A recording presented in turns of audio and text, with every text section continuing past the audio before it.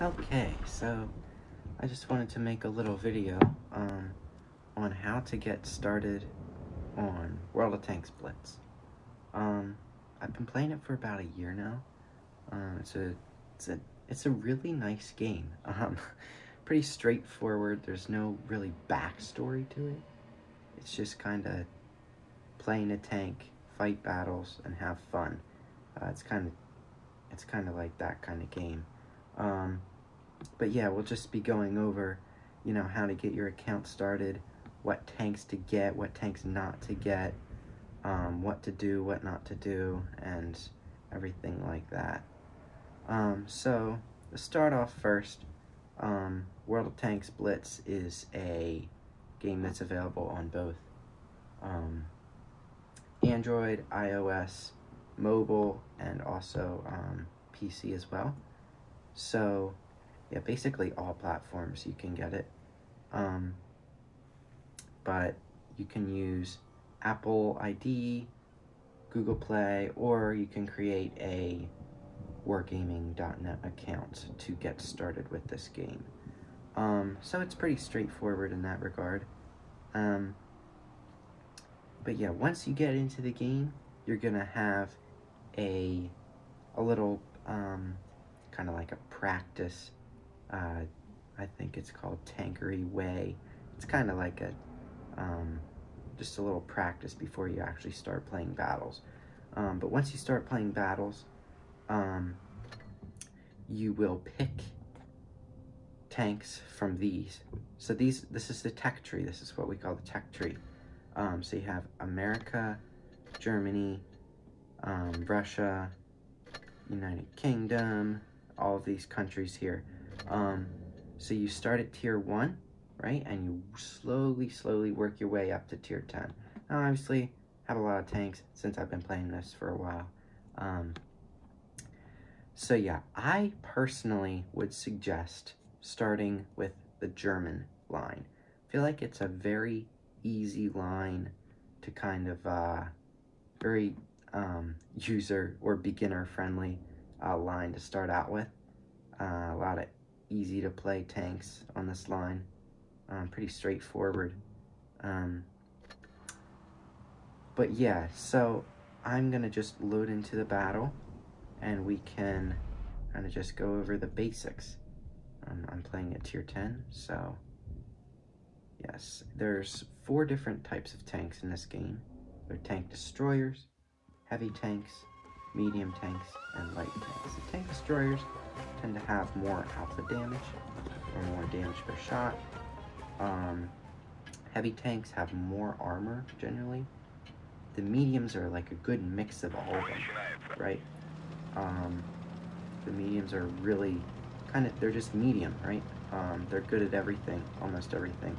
And the light tanks are really fast, and if you want to zoom around, then the light tanks are a good option.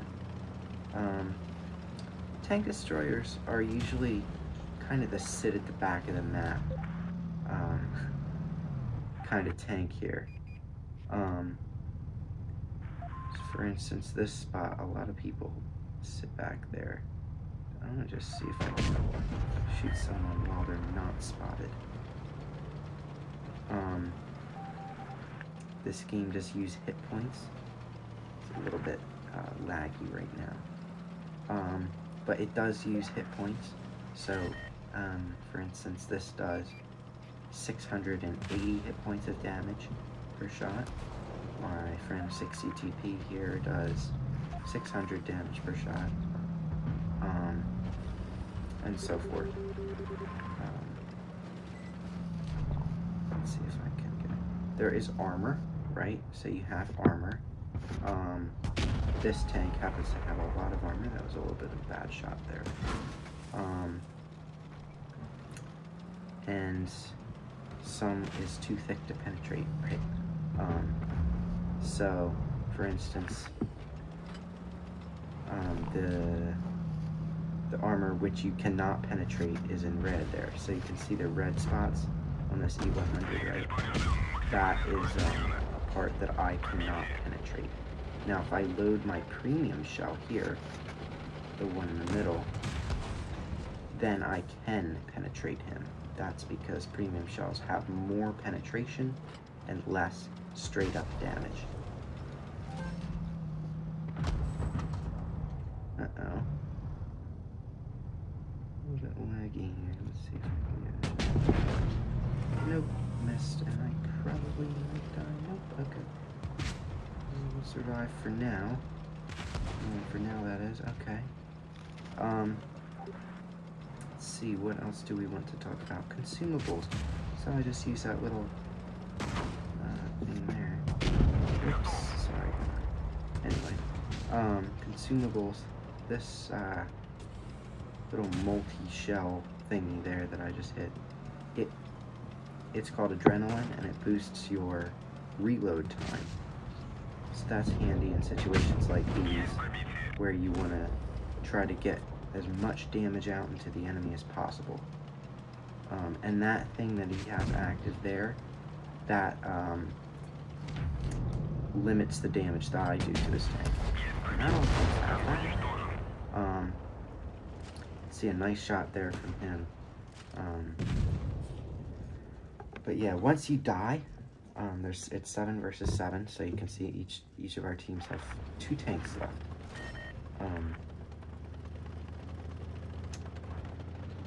But yeah, this is a really fun game, just because it has a strategic element to it, but it's also kind of just maybe a little bit less serious than other games. One would argue maybe. But yeah, it's pretty fun. It's kind of fun to just, sit back and, chill kind of game. But you can get competitive with it as well. I mean, it's definitely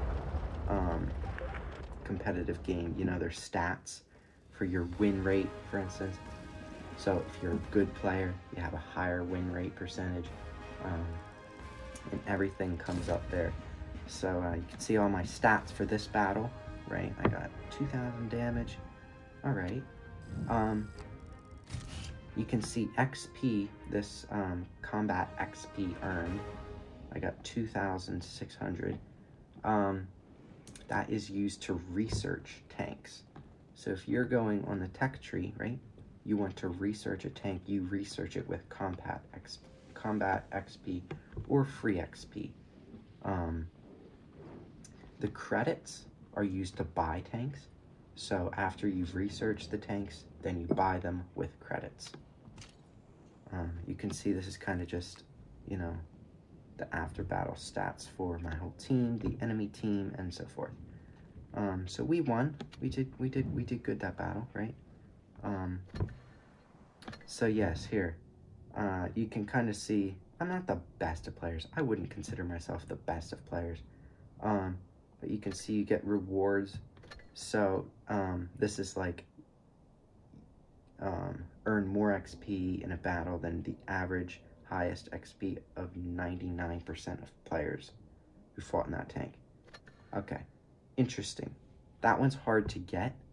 And then it's mastery 1, 2, and then 3. 3 is the most common to get. But yeah, there's medals, average damage, most destroyed in battle, accuracy, average XP per battle, total battles that I've played, everything like that. And then you can also go down, you can look at all the stats for your tanks, right? So that does bring a competitive element because you obviously want to have the best stats and everything. So yes, and there are a lot of tanks in this game. I currently have almost 200 tanks. So yes. The tech tree tanks make an average amount of credits. Not a whole lot, not like a terrible amount. But the premium tanks, right? The premium tanks make a lot of credits per battle. So their credit multiplier is much higher than these tech tree tanks. So that gives them an advantage. Because the more credits you have, the more tech trees you can buy, the more stuff you can buy with those credits. So it's really handy to have a premium tank. If you do want to buy a premium tank, it's gonna set you back a couple bucks. But really, it's not all that expensive. I would not consider this an expensive game to play, unless you gamble with these containers.